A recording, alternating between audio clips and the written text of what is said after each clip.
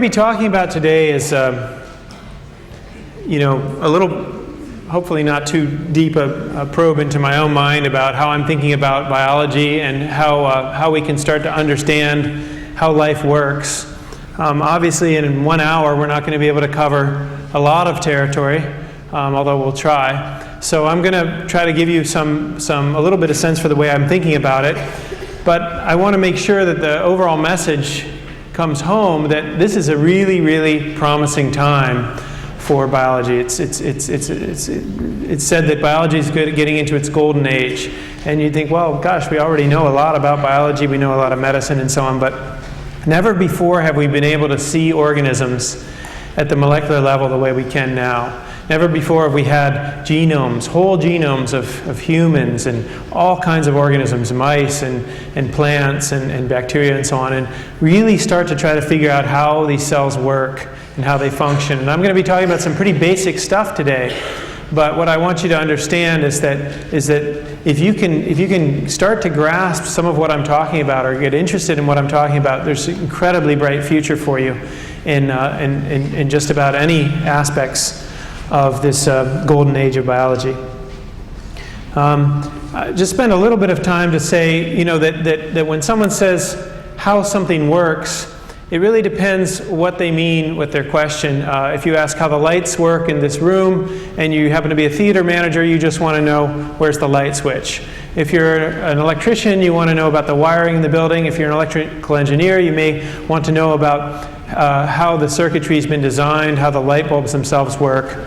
And a physicist, you might want to understand some of the very basic properties of the materials in the light bulbs, the gases that are being ionized, and so on. So different answers are appropriate for different. For the same question, how do the lights work? Different answers would be appropriate depending on what you're asking. And the take-home message I want you to understand is that you know, as you ask how and why does that work, how does a protein work? It kind of depends on what you know already about proteins, what the answer should be. If you're a biochemist and you ask how this protein works, I might give you an answer which is in the language of organic chemistry. If you're a physicist, we might talk about transition states and energies and so forth. And if you're a biologist, maybe a so-called old-fashioned biologist, that is one that just thinks of proteins as units that move around in the cell and do things, then we'll talk about it that way too. It just depends on what you're trying to get out of it in order to learn what you're doing. All right. But a very important thing in all of science, but especially biology, is the concept of conservation as a guide to mechanism. Even if we can't see how something happens, even if we can't see how a protein works, we can't watch it actually do its thing, we can often learn a lot by examining what's conserved. So, for example, what's needed to change a tire? Just to take a simple activity. How many people here have changed a tire on a car? Yeah, some people have. How many people here think they know how to change a tire on a car? Less people than people who change tires, huh? It'll be interesting to see what happened. Well, how many people here know what tools are involved in changing a tire? Almost everybody. Can I get some examples of things you need to change a tire? A tire wrench? Go ahead. I'm sorry? If I call on you, you really have to shout it out. Okay, you need a tire. That's right. Yeah? A jack. That's right. So these are some elements, and even if you didn't know how to change a tire, you could probably figure it out having these elements.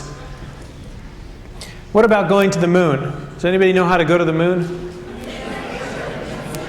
Yeah. Go ahead. In a spaceship. That's right. You get a spaceship and you go to the moon. It's pretty simple. The point is that at some level, that's a very correct answer. And another level, it's only the very tip of the iceberg. It's only the beginning. And there's a very complicated set of things you need to go to the moon, like astronauts in spacesuits and all kinds of things like that. And we've only seen one organization go to the moon, namely NASA. And they did it their way. Maybe there's other ways to go to the moon. So we don't necessarily know what the minimum set of things are that are required to go to the moon. We just know how NASA did it. So that's an interesting thing, because nature tries all kinds of things. And so we can learn from nature often how something's possible more than from people. So what's needed to live? DNA, water, proteins, enzymes, air, water, food, elements. Okay, yeah, lots of things needed for life. We're pretty familiar with those. Do we need sleep to live? Yes? No? Maybe? If I'm not mistaken, the latest research shows that you actually will die if you don't. I don't know how they did this research exactly. I think maybe on some poor little animals or something, but chronic, permanent lack of sleep will actually be fatal. What about organs? Do you need all your organs? You need your heart and your lungs and so on? You need all your organs? What about your appendix? Do you need your appendix? No, vestigial organ. So you don't need all your organs, but you start to look around at different animals. You can start to figure out, look, I haven't found a single animal that doesn't have some kind of circulation system. So that's a conserved element within animals, the idea of, okay. And finally, if you're interested in life on other planets, life outside our solar system and so on, you might want to start asking, well, what's needed for life to appear, period? And these are questions that NASA's asking right now. And as I talk about DNA and proteins and so on, you might start to think, well, maybe there's another way to do that. Do we really need these things? How did these things get here and so on? Let me just take you through a couple quick examples of some abstract sequence comparisons. Imagine that you have these sequences. Well, you don't have to imagine. I've put them up here. And I'm losing the batteries. But anyhow, these sequences are, look at them for a little bit. Are they mostly similar or different? Or what do you see? Who says they're mostly similar? Okay. Do you see any differences? Yeah. Yeah. I'm just going to point them out. If you haven't seen the differences yet, they're right here. Otherwise, they're identical. It turns out that this is a very useful way to write down the sequence of a protein. Of course, this would just be a little tiny piece of a protein.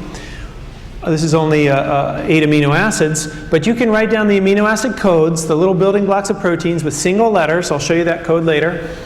And you can compare proteins. And if this is a protein from humans and mice and giraffes and donkeys, then you can compare, gee, how are these proteins similar or different? And apparently this amino acid either makes you more human-like than mouse-like, or it doesn't matter. Maybe it's just not an important amino acid. Okay? What about this set of sequences over here? What do you notice? Pretty different, yeah? Look at them carefully. See some similarities there? Since I can't hear everybody at once, hold up the number of fingers of amino acids you see that are similar. 4. Okay. So it's this block here. By the way, if you were really looking carefully, you might see ATA and ATA here. There's something maybe going on here. This is another way, say these are another set of proteins. Maybe these proteins are from very different organisms, like you and bacteria. But you have enzymes which actually have similar functions. And they may have blocks of amino acids in a row in those enzymes which have to be the same in order to perform that function, whether you're a bacterium or a human being. So the main take-home message here is the idea that conservation points to something important. If something's conserved, it must be important, and it kind of gives us a hint as to what mechanism might be. We're going to talk about that later too. Okay. And then finally, control versus randomness. We're very much in control of ourselves. I think we all believe in freedom of movement, freedom of thought. That we're not predestined to do everything and think everything. If you want to ride your bike to the store, or to school, or something like that, everybody here know how to ride their bike somewhere? And if you're not able to get from point A to point B because there's a roadblock, what would you do? You go around. You go down a different street, yeah? There's different ways, there's different paths to get from point A to point B. So you can think, well, even if random events happen, suddenly there's an accident, some cars crash into each other, they block the road, I can just go around that. So that's what sentient beings can do. Cells, it turns out, can do similar things. They can start motoring along. Bacteria have flagella, which help them to swim. And they can motor along, and they get to a certain point, they decide, oh, there's no sugar this way. But I think I sense some sugar that way, and then they start swimming that way. So cells can kind of decide where they're going, but to some extent, what's happening to cells is pretty random, right? I mean, you can pour anything you want on them, and they have to deal with it. Well, proteins are just molecules, and they don't get to decide anything about their environment, and then they have to deal with it, and they're obviously not sentient, they can't think, so they have certain rules that they have to obey, physical laws, chemical laws, and a concept that I'm going to talk about in a moment is a free energy. Proteins fold up and do their things according to the laws of physics and chemistry. All right, so just to drive this point home, think about a river. Is a river a controlled thing or a random thing? Well, some of both, right? I mean, it certainly channels the water. What about the appearance of a river? Well, if you go to the right time scale, you'll find that rivers appear and disappear on the time scale of hundreds of thousands to millions of years. And on that time scale, things are just coming and going, and it all seems pretty random. So even something as clear as like the Sacramento River on a different time scale will seem like, oh, it just happens to be there right now. And now I want to talk about the plight of a ball in a pinball machine. Everybody here know what pinball? I realize that this is dating me a little bit, but I used to play a lot of pinball when I was a kid. Anybody here ever play pinball? Oh, wow. On the computer or real pinball? Real pinball, okay. All right. What happens to a ball eventually, always, in a pinball game? It goes down that hole at the bottom. Why do balls always go down that hole eventually? What makes them go down? I heard gravity. Okay, but gravity isn't making me go down. The table's on a slant and the ball is round and it can roll. Exactly. And if you've played as much pinball as I have, you know that sometimes, once in a while, the ball will get stuck somewhere. It's not designed to get stuck, but once in a while it does get stuck somewhere. We could call that place it eventually goes, we could call that the global minimum, the place that it wants to finally rest. And we could call that place that it gets stuck along the way a local minimum. And so here's kind of a picture. This is an abstract view of a pinball game, but it's got all kinds of obstacles and so on. And as the ball rolls around in there, eventually it finds that hole that you don't want it to go down. You try, with your flippers and so on to keep it from going down there. And this is just a two-dimensional version of that. Here's the place where it maybe gets stuck, but if you shake the table a little bit, it'll pop out and go down that hole finally. Okay. Now, I know the object of the game, pinball, is to keep the ball from going down the hole. But in nature, there's nothing to keep stuff from going down to find the energy minimum. So when proteins are built, they just naturally slide down and find their folded state. They go to this energy minimum.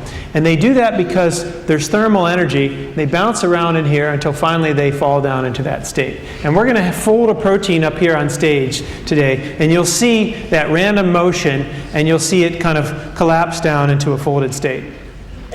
Okay, so if I say central dogma of biology, probably only a few people know what I'm talking about, right? How many people have heard the term central dogma of biology?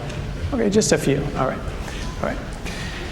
Well, all it is like basically that the DNA, which is, after all, the genome is written in DNA. The DNA has the instructions for the cell. Then there's a messenger RNA, which is written from those instructions. You can think of that as a single page of instructions. I've got a big library here. That's the genome. I take a page, I Xerox it. That's the message. The message is that one page. And I send it over to another part of the cell where proteins are made. The proteins are made according to those instructions. And that's basically the central dogma of biology. That DNA when cells replicate, DNA is replicated, and then the DNA is there ready to make proteins through these messages. And here's kind of just a nice view of a chromosome. This is a cartoon of a chromosome, a piece of one anyway. Maybe, how many people have seen pictures of chromosomes? Okay, well, I probably should have, there were some in the montage actually. They tend to look like X's when the cell is often functioning. And this is sort of the bottom of that X. And inside the chromosome is DNA very tightly wound up. And as we unwind it, we find these kind of helices here. This is not the double helix of DNA that you're familiar with, but this is a helix of DNA wrapped around histones, proteins. So it's all packaged up in there, and as it unwinds and unwinds and unwinds, finally you get to this double helix. Okay? And the double helix is famous because for a long time people had no idea how this DNA could record our heredity, how could it record our traits, and how it could pass that on from generation to generation. And people set out more than 50 years ago to understand how that works. And in their approach, they did something which has come to be called structural biology. They look to find the structure of the DNA, and by finding the structure, they can figure out how it functions. Rosalind Franklin, a woman, and in the 50s, not a lot of women were doing X-ray diffraction on molecules, got these amazing electromicrographs of DNA. And actually, if you know how to read these micrographs, they tell you something about the separation between the base pairs in the DNA. And she started to figure out what the organization of DNA was.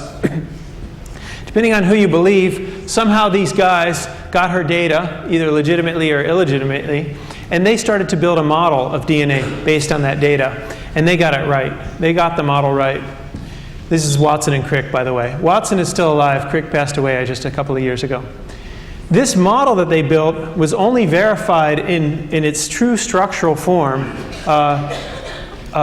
in the early 80s. This is a crystal structure. It's a process by which you can actually crystallize something and then do electron diffraction. And instead of getting these blobs, you actually get the coordinates of the molecule. And so the structure of DNA was finally resolved. And then I come along in the 90s and start playing around with it on the computer, doing simulations of DNA. Because as I told you, structure and function are connected. So here's an actual crystal structure of DNA. You'll notice that it's not perfect. See how this base and this base are a little skewed? It's not a model. It's actually from data. And for those of you not familiar, this is the sugar phosphate backbone going around, two of them. It's an anti-parallel double helix. And each one of these little platforms is a base pair. And there's 12 base pairs here. And I'm just showing you one of the base pairs from the top. And you see guanine and cytosine. And you see how they're matched up. This is one molecule and this is another molecule, and they're touching each other. And in all the textbooks and so on, you see this model, or something like this model. You say, okay, that's how DNA holds together. In fact, there's a model of DNA at the Lawrence Berkeley lab, and it's like something you can play on. It's metal, and there are metal bars between these guys. But I want to show you that, first of all, DNA doesn't ever exist as we know it like this. It always has stuff around it. What do you suppose this red and white stuff is? Take a guess what the red and white stuff is. Yes, over there? Go ahead. Pardon? Blood. That's a very good guess. It's a constituent of blood. It's a very, very basic constituent of blood. Much more basic than blood itself. Another guess? Yeah? It's water. That's right. These red balls are oxygen and the white ones are hydrogen. This is H2O. You can see each one has 2 hydrogens and 1 oxygen. DNA is always surrounded by water. And one of the things I can do with a computer simulation is I can look at how the DNA breathes in the context of this water. So this is just one base pair of DNA. I've cut away the rest. I'm simulating a whole double helix of DNA with water all around it, but I've cut away everything but this one base pair. And what you see there is that the DNA actually breathes. You see these hydrogen bonds, you'll see it open up a little bit and then close up again. They're not static. They're dynamic.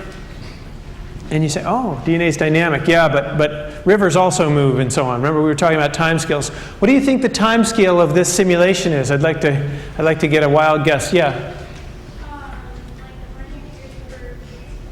I'm sorry? 100 years. No, it's much shorter.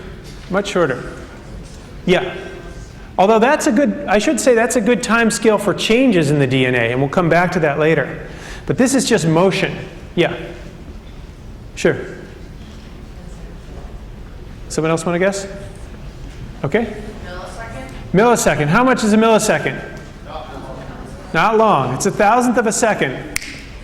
Faster than that. Nope. Much faster than a millisecond. Much shorter time. Yeah? 10 minutes. 10 minutes. No, you went the other way. That's okay. It's okay. No, I thought, yeah? A microsecond, a thousandth of a second, a millionth of a second. It's much shorter than that. Okay. Nanosecond, picosecond. Okay, this turns out to be about 100 picoseconds, or a tenth of a nanosecond. It's a tenth of a billionth of a second. Really short time. And I spend my time doing this, like doing these simulations on. Why do you bother? Like in the time it took you to do this, this happened more than a trillion billion times, right? I mean, so why are you bothering? Well, we can learn a lot about this because this is the time scale on which molecules do their thing. Actually, it's not doing much on this time scale, but it will if we go out just 100 times longer, which would only be 10 nanoseconds or 100 nanoseconds. Here's DNA. This is DNA with water all around it, and what I'm looking at here is how damaged DNA behaves. Every cell in your body, you got like 10 trillion cells, 100 trillion cells. Every cell in your body, every day, sustains something like 40,000 losses of DNA bases. 40,000 of a base just coming off the DNA. Can you imagine what the consequences of those losses of DNA bases might be? Sorry? Go ahead, raise your hand. Yeah? Aging. Could be aging. We don't really even fully understand aging. That's still kind of an abstract concept, believe it or not, at the level of molecular biology. There are some theories about how aging works, but we're still not there when we're looking at molecules. But it probably does contribute to aging, yeah? Disease. That's excellent. Disease. So, for example, any kind of genetic diseases where, for example, your DNA is no longer giving the correct instructions for the proteins might be incurred by losing bases, especially if the cell divides right when you've got that damaged DNA. Then you're copying a piece of DNA without the information, and you're going to have a cell with a mutation in it. Okay, so this kind of damage can lead to mutations. In point of fact, since I told you 40,000 bits of damage every day in every cell, and here you guys are day after day, still living, still breathing, pretty happy most of the time. What's really happening to that damage? I think I heard it. It's being repaired. In fact, in 2 weeks, there's going to be a lecture on DNA repair, and you're going to learn all about that. But what I want you to notice is from the simulation, we originally thought that if you take a base out, you're just going to have a static hole in the DNA. And what you see from this simulation is that that hole is anything but static. It's dynamic. And the protein has to not recognize the hole itself. It recognizes the flexibility of the DNA, which is incurred by this loss. So proteins are playing these tricks, and we're trying to figure out how they're working. And it doesn't stick something in that hole. Rather, it looks if it can bend the DNA. And when it finds it can bend DNA in a special way, it knows there's an abasic damage there, and it fixes it. Okay. So let's talk about proteins themselves. Since I've told you that your chromosomes unwound become the instructions for proteins. Basically, a piece of DNA is copied into a message. It's called messenger RNA. It's effectively a chemical analog to DNA. It's almost the same thing. And then there's another thing called transfer RNA, which you don't really need to know about, but the point is that the instructions for DNA become the recipe for proteins. And that protein production work goes on in a large beast. It's very tiny to our eye, but it's large relative to other molecules in the cell, called a ribosome. I said it's large relative to other molecules in the cell, yet there are about 1 million of them in your cells. Okay, so there's lots of them. These are the protein machines, or the protein making machines, the factories of proteins. There's something like, I see there's a typo here, there's something like 50 different proteins plus very long pieces of RNA molecules which go into forming this large complex that makes your proteins. So the ribosomes are very complicated, and it wasn't until just a few years ago that we had this nice structure of the RNA. Before that, we just knew there was a little blob there. We couldn't figure out how it works. Now we even see where these transfer RNAs sit. Here's 1, 2, 3 of them, and we know a lot about how this works just in the last 5 years. So remember, I'm talking about the golden age of biology. Things are really starting to fly in terms of how we're learning about this stuff. I'll give you a quick little cartoon-like movie of how this works. So This is the large ribosomal unit. There's the small ribosomal unit. The transfer RNAs are loading up with amino acids. Here comes the message. This is the messenger RNA, and it's going to sit on the ribosome, and the ribosome is going to pump out a protein. And there it is. What the ribosome was doing, and I'll go back just a little bit just to emphasize that point. What the ribosome is doing is, you see, it started with a methionine. It took a methionine via the transfer RNA. That's the beginning of the message. Then it adds a proline.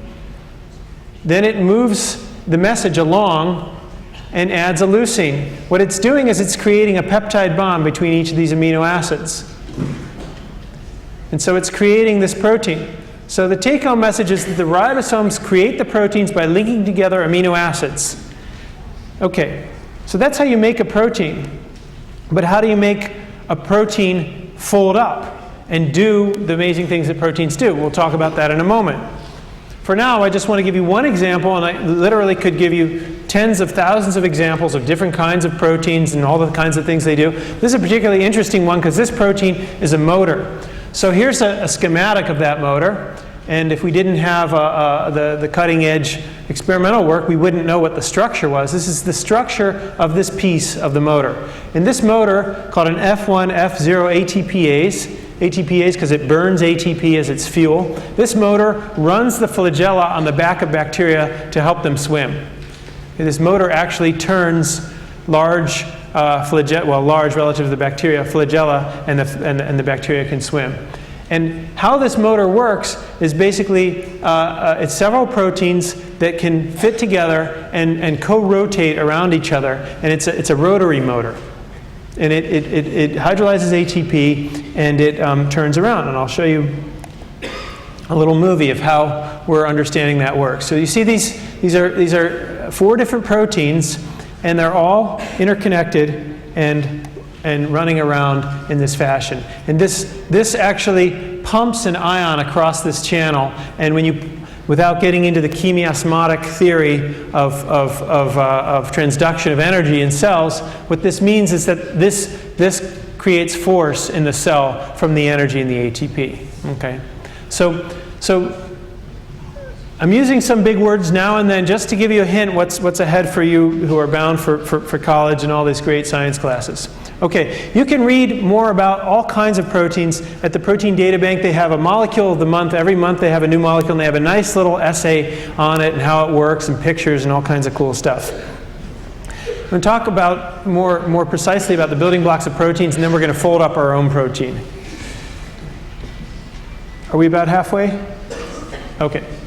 So these are the 20 amino acids. This is the acid part of any amino acid, the carboxylic acid part. This is the amine part, and that's where it gets its name, amino acid. And this part, this methyl group, is a side chain of this particular amino acid, alanine. And that's one of the smallest side chains you can have. Most of the other side chains are a little bit bigger. And side chains will either be hydrophobic, like you see in tan, hydrophilic, like you see in green, or charged, like you see down here. And those properties of hydrophobic and hydrophilic, what are those properties? Can you tell me what hydrophilic means? Yeah. Attracted to water, right. Loving water. It's, I think, Greek for loving water. Hydrophobic. Fearing water, that's right. That's the literal translation. And what it means is that it has particular electronic chemical properties such that they tend to clump together and get out of the water. So if you were making a protein, let me just ask you this thought question. I want you to design a protein which is just a little ball. Just a little ball. It doesn't do anything. It just starts as a string of amino acids and folds up into a ball. Which amino acids are you going to put on the inside, the hydrophobic or the hydrophilic? Well, remember, all proteins are sitting in water. So you probably put the hydrophobic ones on the inside and the hydrophilic ones on the outside, and then the energetics, as I'm calling it, will be satisfied. Everything will be fine. If you put the hydrophobic ones on the outside, they'll be afraid of the water. They'll try to get away from it. Hydrophilic ones will be trying to get out, and the protein will invert and go back into its ball. And if you don't design it well, it won't fold up at all. That's a kind of key point. Okay, folding of proteins takes place on different time scales. what I mean by that is that you get bits of folded structure, alpha helices, beta sheets, and so on different time scales depending on how long you look. And this is just a chart coming from the project called Folding at Home. You guys can go to this website.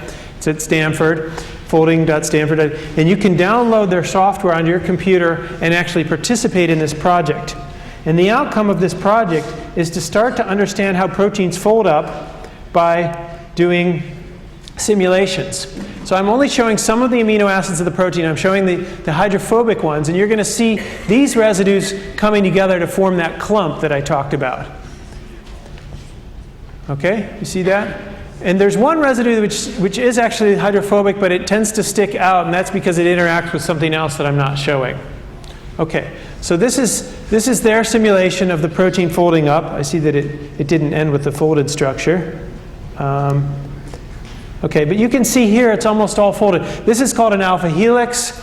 This is like a coiled region, and I think somewhere here there might even be what you call a baited strand. This is really not a protein. It's very small. It's only 30 amino acids.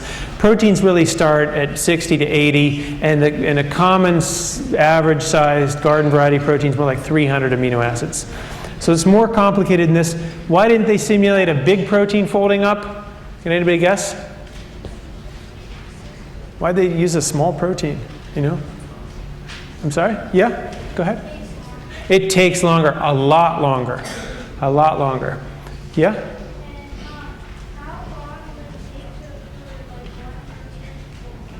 Well, in real life, it doesn't take long at all. It takes on the order of the fastest proteins fold up in a microsecond, and the slowest proteins fold up in seconds. And most proteins fold up on the time scale of milliseconds. Pretty fast.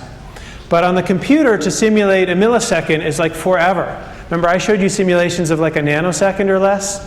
That's because that's all we can do. Right now, we're just getting simulations, depends on the size, of course, but for protein this size, you can simulate a few microseconds. For proteins larger, you can't simulate that long. So the larger the protein, the more work you have to do. And it's a lot of computational work. And we need computer scientists to help figure out how to lessen that work. Okay. So what do proteins see? And I answer the question here, water everywhere, but I want to remind you they don't really see anything because they don't have eyes. So what I mean by see is like what's right in front of their noses. And what's right in front of their noses is water. Water's everywhere. And in order to go from one place to another, can you guess how proteins move around? That's a good guess, but it's not true. It's close. It's maybe metaphorically true, but I want to make an important distinction between swimming and bumping around.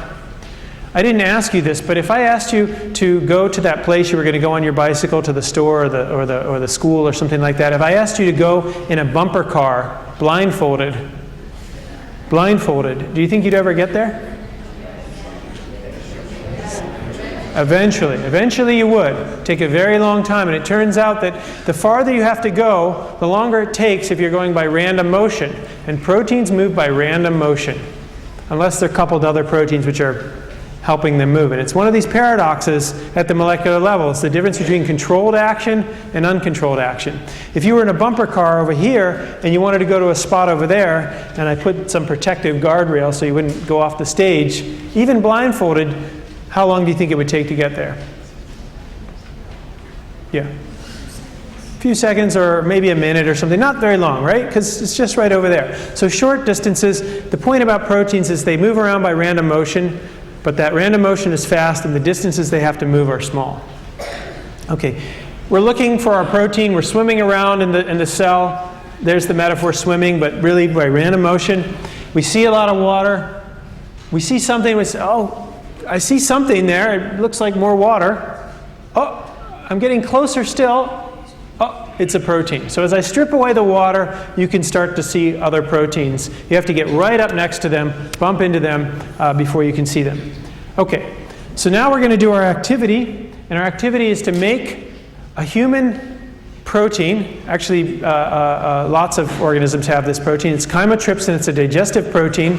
And this protein is going to fold up by the principles I told you, that the hydrophobic pieces are going to go in, hydrophilic pieces are going to point out. And we're going to do it up here in a moment. And I just want to point out there's going to be a catalytic site circled here in red, and it involves 3 special residues, especially this serine 195, but it has to be coupled with these other 2.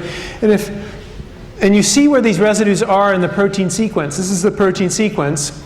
You see that they're far apart, but when it folds up, they're all right next to each other. We're going to have the same thing here. We're going to have these residues start out away from each other, and when the protein folds up, they'll be right next to each other. This protein digests other proteins. It's a cannibal protein, but we're grateful for it because when we eat proteins, we can't absorb the raw protein that we eat. We need to digest it first. We break it down into what? Amino acids, exactly. So we bring it back to its building blocks. So here's the amino acids. Now, I want you to imagine that you're a protein. Actually, yeah, let's imagine that you're an amino acid. So you're just a tiny, tiny piece that might be a protein. I want you to close your eyes, put your hands out. Try not to mess with the person's hair in front of you, but put your hands out a little bit and imagine you're feeling around. You're a protein or an amino acid, and I want you to reach under your chair and see if there isn't an envelope there with something inside. Some of you will have an envelope. And you need to look at the chairs nearby in case there's a chair nearby with an envelope.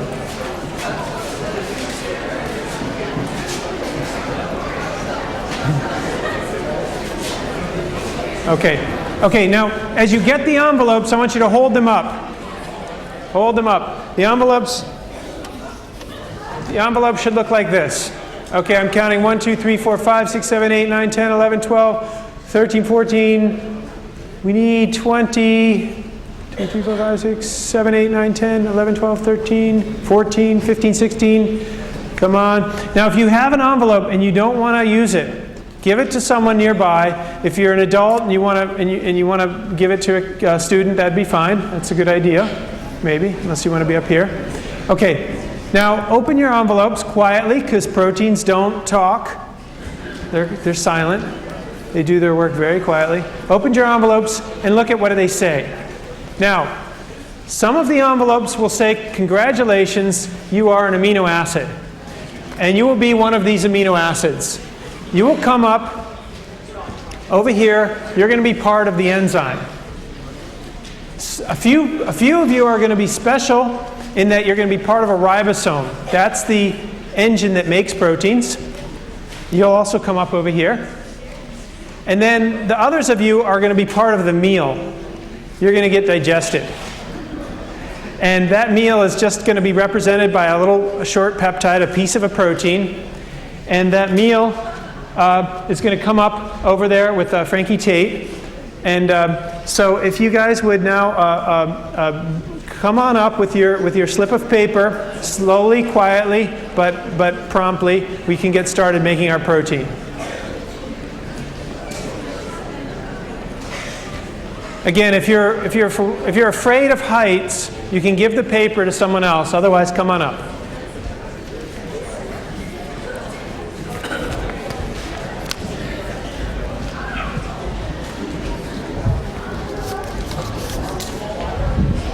Okay, and hold your papers out so I can see what the numbers that are on them. Okay, yeah, just stand back here. Not the congratulations, I want to see the number. Hold them up. No, the number. Not the congratulations, the number. Oh, you guys, you're part of the meal. Those of you who are part of the meal, head over that way. All the meals go over here. The numbered amino acids stay here. What do you got? I want to see the numbers. The numbers. Everyone hold up their number. You're a ribosome. Come over here. Okay. Okay, great. Keep coming up. Stand back a little bit so everybody can come on the stage. Keep piling back. We got a lot of people who have to come on. You're part of the ribosome. You come over here. What do you got? Tyrosine. Okay, hold your numbers up so I can see them all. I got to make sure we're all here. Otherwise, we can't make a protein. You're part of the meal. You need to go up over there. Okay, be careful. Be careful. Don't fall off the stage. What do you got? Let me see the back. Okay, you're part of the meal also. Large meal today. Yummy. Okay. Okay, where's one? One? No one? Two? Two? Three? Okay. Four?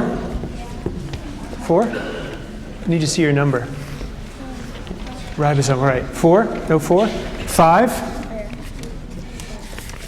6, 7, 8, 9, 10, 11, 12. Okay, we need 2 more volunteers.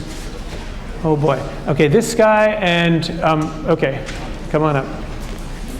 Sorry, but that's why I just picked the first hands I see. Okay, you're going to be, I think, numero uno. Oh, that says 6. Oh, these weren't numbered. I was afraid of that. Oh, right, we needed 6. Okay, there you go. Sweet, where am I? You're Valine. Valine, she's also Valine though. Oh, you're also 6. Oh, then I needed 5. Sorry, you're lysine. Yes. There you go. All right, we don't have 2 5s, do we? Oh, I have 5. You're 5? Which numbers don't we have? 1 and 4? 1, 2. We don't have 2. We don't have 2? Gosh, these are all in different. Okay. All right. Well, we have a couple here, so we'll.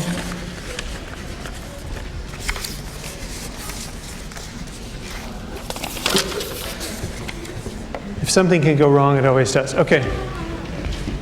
So those the last 2 people, you're just going to be 1 and you're going to be 4. You won't have a piece of paper. All right. Where's my ribosome? Over here. Okay. Here are these ties. Now what you guys are going to have to do, you're the protein making machine. The amino acids are going to be coming through and you're going to be tying their legs together at the bottom, just like a sock hop race. Okay? Just with bow ties. Okay, so where's 1? 1. All right. Where's 2? No, come over to the ribosome. You're coming into the ribosome. Random motion here. Random motion. Okay, their legs get tied together. And then the next person does the next now. 3? Where's 3? Are you 3? Here's 3. Oh, there's little 3. He's little guy. Okay. Tie these 2 together. Number 4. Where's our other ribosome? Number 4 gets tied here. Okay. Yeah, just a bow tie. I'm going to help you a ribosome too. Otherwise, we'll never get done.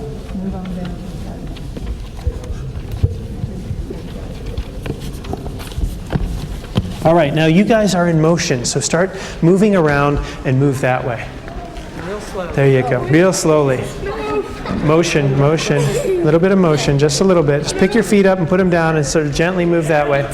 Okay, keep moving, keep moving, keep moving, keep moving. There you go. Keep moving, keep going. That's it. You guys got to keep moving. You can't stay still. You have to find your way over to number 1. You have to find your way over to number 2. 7. Keep going, keep going. Okay, this is thermal motion. These guys are moving around, but we've cheated a little bit. We've put some numbers up here to help them. Otherwise, we would truly have a random process and it would never happen on the time scale in which we're doing the demonstration. But this is supposed to represent random motion, and this is the sequence of amino acids that the messenger RNA specified. The ribosome has created it. Okay, keep moving, keep moving. A little bit motion, a little bit motion. The ribosome is doing such a good job despite all this thermal motion. Keep moving, keep moving. Thermal motion. Keep moving, keep moving, keep moving. Yep, yep. Keep going, keep going. Some people are, you just stand there. Just stand there. Yeah, now of course, keep going, keep going. Try not to get your legs too far apart or you're going to have a problem. Yeah, well, they're tying. There you go. Doing a good job, doing a good job. Doing a good job. All right, keep going, keep going. All right, so this is, oh boy, don't try to catch up to her. Okay, all right, here we go. All right, don't want to have any injuries up here. All right, keep coming. Are you number 8? Oh yeah. Yeah, you better get up here. You're part of the Catalytic Triad. All right. Good job. And you're the serine, aren't you? Okay. How's your reading? Good? Can you read that? Yeah. All right, I want you to read it out loud. I am the what? I am the histidine. I am next to histidine, and histidine is next to aspartic acid. I can untie the bonds that hold the food protein together. Okay, so he's the serine in this catalytic triad. And here's our folded protein. Look how nicely folded they are. They've got their hydrophobic backs together, their hydrophilic hands out in the water. And here comes the meal, randomly diffusing by, and it comes over to the active site.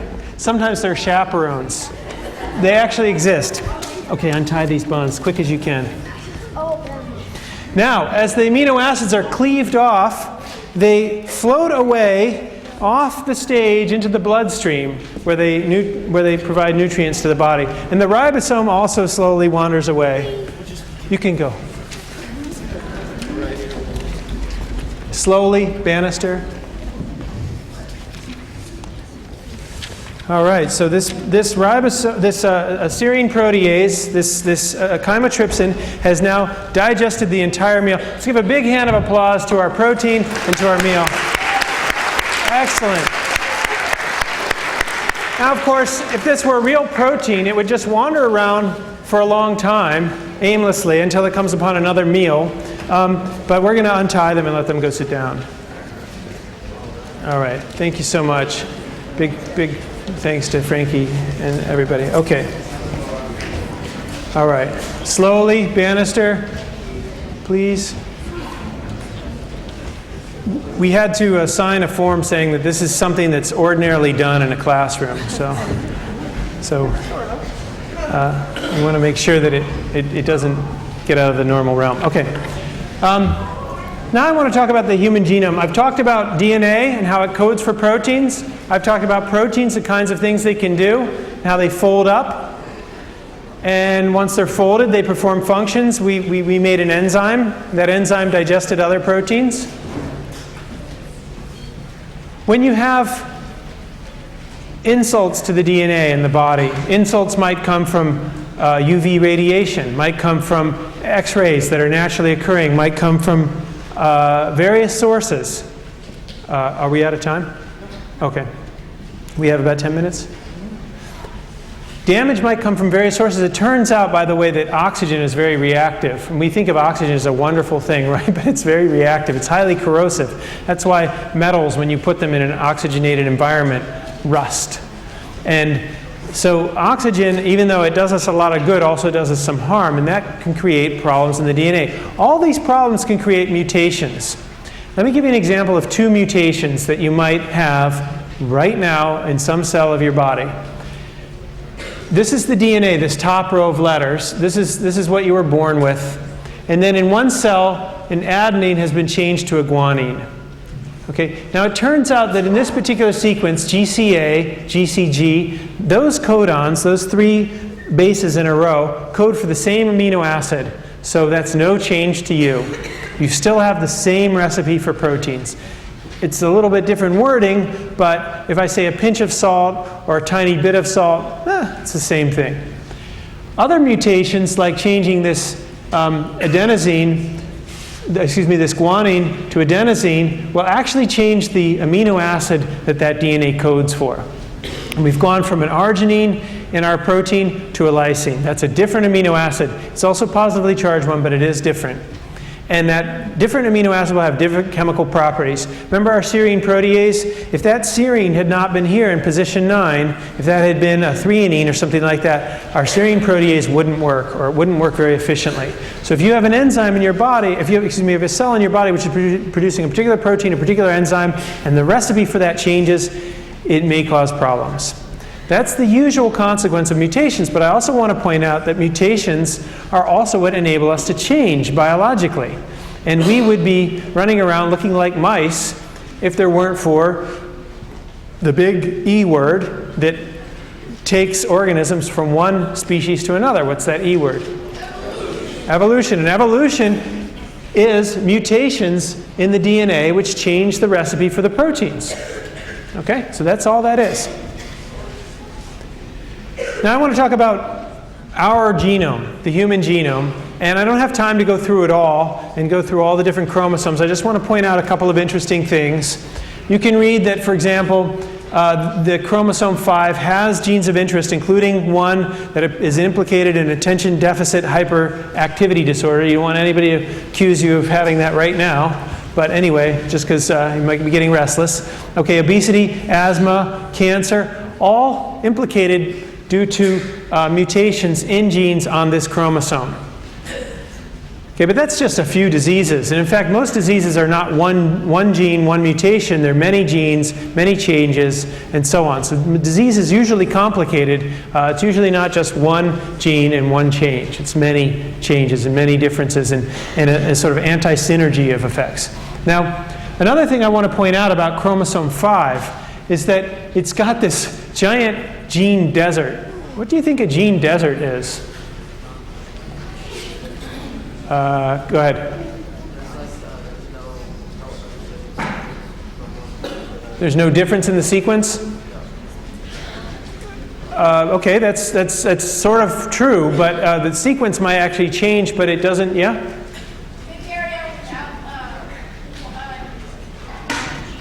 Without genes in it, that's right. So the sequence may not change, or it may change, but it doesn't matter because there's no gene information in it, apparently. And we're still working on what these gene deserts really actually mean. We still don't have it exactly figured out. At first we thought they mean nothing, let's just get rid of them. But then we realized that, gosh, a lot of these gene deserts have something to do with the difference between us and mice. After all, most of our genes are pretty much the same. So it's still the open question what these gene deserts are doing. And I want to point out that this particular chromosome, along with a couple others, were sequenced right up here in Walnut Creek as part of the Human Genome Project.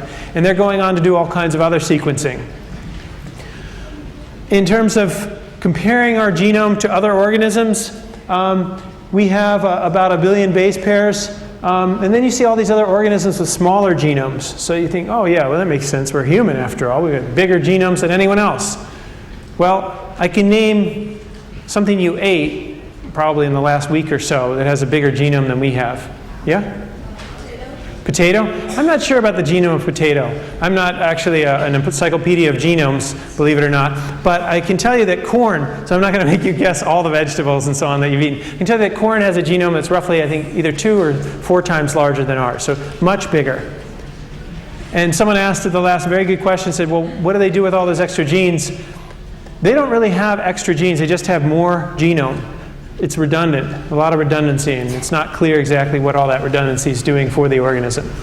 But here are some other organisms and just some idea of the size of the genomes. An important point is that down here where you have bacteria, you have something like 5 to 7 times less genes than we do, but only 5 to 7 less. I mean, it's not like bacteria is a lot smaller than us.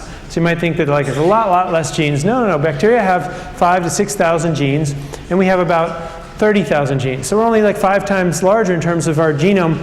Apparently, the difference between us and bacteria is not just in the number of genes, but in the quality of the genes. It's not the quantity, it's the quality, right?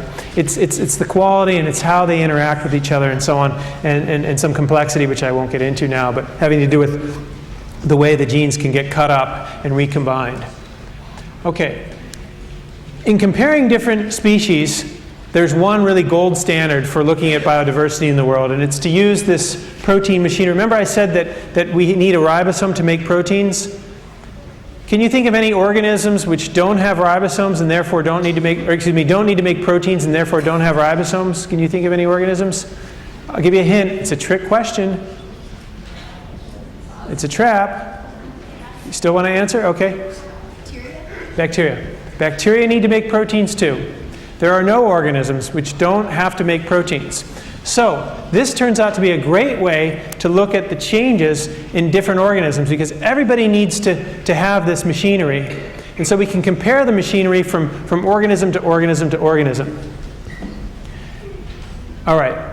And in fact, the blue part here is the 16S ribosomal subunit that we usually look at. Now, wow, a lot of letters. This is not anything like a genome. This is just a tiny piece of a genome. It's the piece that codes for the ribosomal subunit from Drosophila. Anybody have any idea what Drosophila are? Fruit flies. Homo sapiens. Anybody ever hear Homo sapiens? Okay, that's us. That's us, human beings.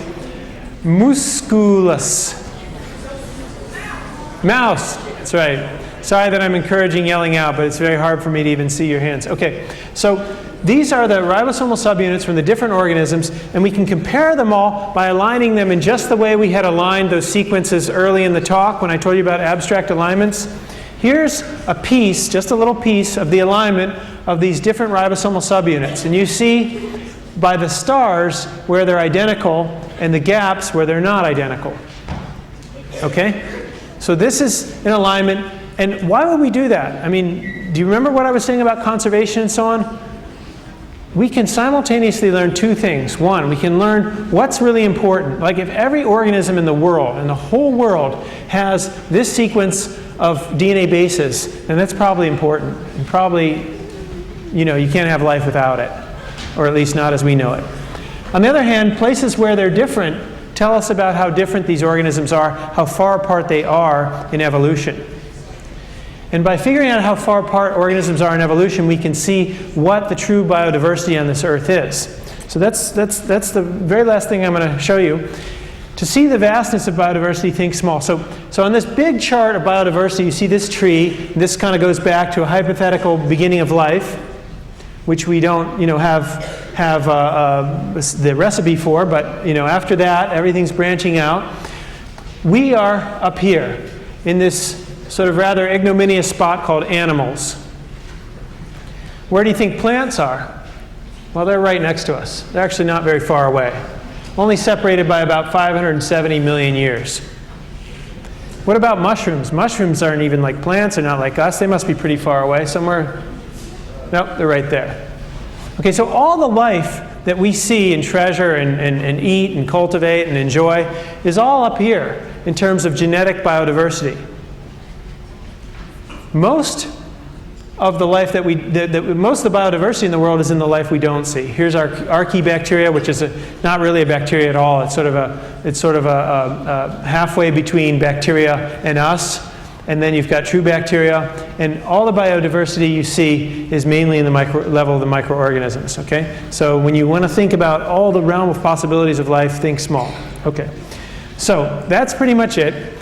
There are so many answers that we've already got now. We know the structure of DNA. We know what DNA does, how it codes for proteins. We know what ribosomes do, how they make proteins, how proteins fold up. Not quite, but we've almost got that. And so on and so forth. We've got a lot of answers, but there are many, many more questions.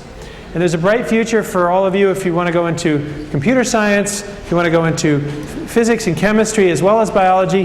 There will be a place for you to help solve these problems. Okay, so here's some websites that you might want to jot down, and Dick Farnsworth will point out that they'll be on the Science on Saturday website. I want to thank everybody for coming. You did a great job, and I appreciate it. And it's wonderful.